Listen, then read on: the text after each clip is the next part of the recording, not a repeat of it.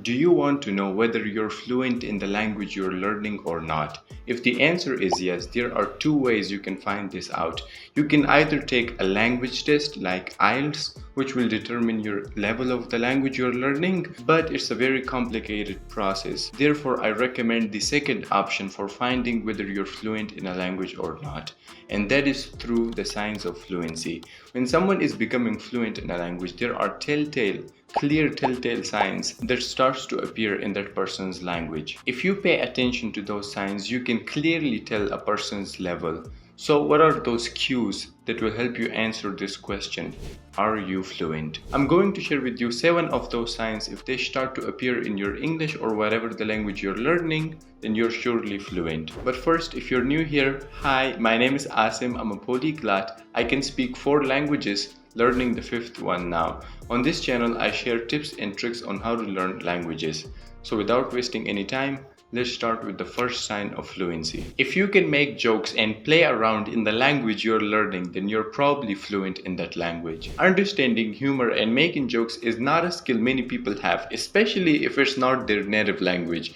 So if you can play around and make jokes and be humorous in the language you're learning, then it's a sign that you're probably fluent. Another thing related to this is that when you make mistakes, you don't get upset. You're not insecure about your mistakes. Like, even if you get stuck or you mispronounce a word or you miss a phrase, you don't get upset. Instead, you make fun of yourself. You play around with the situation and you're that confident, which shows that your level in that language is very high. The second sign of fluency is that you can understand songs without subtitles. Understanding songs without subtitles is very difficult because the music is very high, like the drums and the guitars and stuff, which makes the lyrics very unclear and subtle. Plus, usually in songs, the pacing and the speed of the lyrics is very fast as well. Sometimes even native speakers might mishear or misunderstand songs because, it's just very fast and all of the music and stuff. If you're at a level where you can easily understand songs without needing the subtitles and the lyrics make sense to you and it's not difficult for you to understand songs, then it's a very clear sign that you're fluent. This next sign of fluency is probably going to be very interesting for you, and that is you can understand and use swear words properly. This might be very shocking to you, but in my opinion, if you can understand swear words in a language properly and you can use them properly in correct situations, then you're fluent. I will give you an example. In English, if you can use the words properly, then you're probably fluent in English. But like, not just these ones, but I mean a lot of the other ones as well. If you know how to use them in different contexts, in correct order, following the correct structures, then you're considered fluent. The thing about swear words is that they have different meanings in different contexts. For example, if I say, what the hell, and when I say hell yeah, hell in these two sentences have completely different meaning. So learn how to use swear words correctly. You don't have to say them to your boss or to your teacher, but just learn them and learn how to use them correctly and you'll be fluent. And if you can already say them and use them correctly, then congratulations, you're fluent. The fourth sign you're fluent in a language is that you're able to hold conversations with the natives. If we think about it, the definition of fluency, at the core, fluency is being able to convey your message, convey your ideas to others smoothly. Because if you think about it, the main purpose of a language is communication. If you can pull that off, then you're considered a fucking fluent legend. Especially, you need to be able to hold conversations with the natives because they speak language naturally.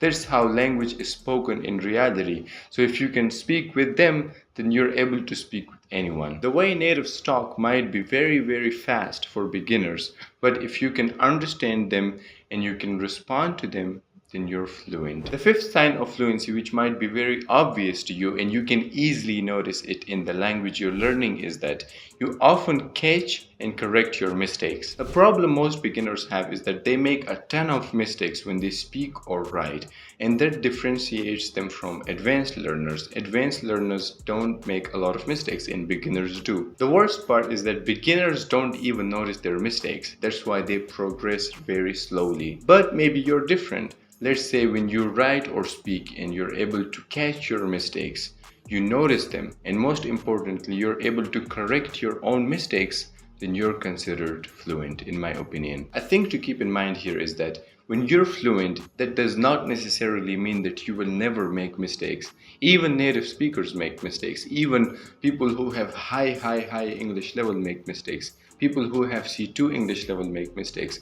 Mistakes are normal because it's not your native language. This next sign of fluency is very surprising for most people, and that is you dream and think in the language you're learning. Let's say you're learning Japanese. You don't just learn Japanese, you live Japanese. Like you think about it all the time. You think in Japanese all the time.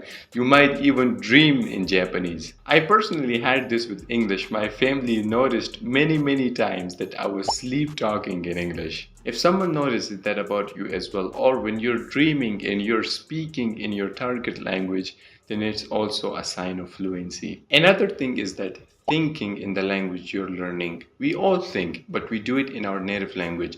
The moment you switch from thinking in your native language to thinking in the language you're learning, you will improve a lot. Like you'll become fluent basically. So if you catch yourself thinking in the language you're learning or dreaming in the language you're learning, then you're probably fluent in it. The last sign of fluency which you can easily notice about your language is that you can tell different accents apart. Understanding different accents and telling which accent is which and telling them apart is not something that a beginner can do. Even most intermediate learners can tell different accents apart. For example, there are so many different accents in English. Forget all the regional accents in the UK and US. If we just talk generally, there is Canadian English, American English, British English, Australian English, English spoken in Scotland, Ireland. Like there's a lot of versions and accents in English. It's super difficult for a beginner to tell which accent is which. Almost impossible. But if you can tell those accents apart and you can understand them while listening to them, then you're absolutely fluent in the language you're learning. Pay attention to those signs and notice which signs you have and which ones you don't. You might have all of those signs in the language you're learning, or you might have a few, or in the worst case scenario, you might have none.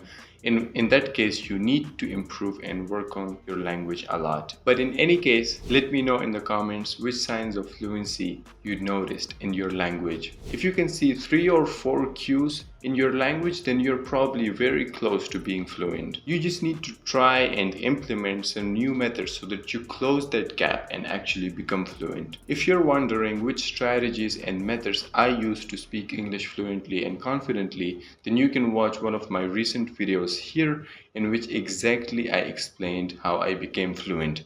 Okay, I hope this lesson was helpful. See you in the next one.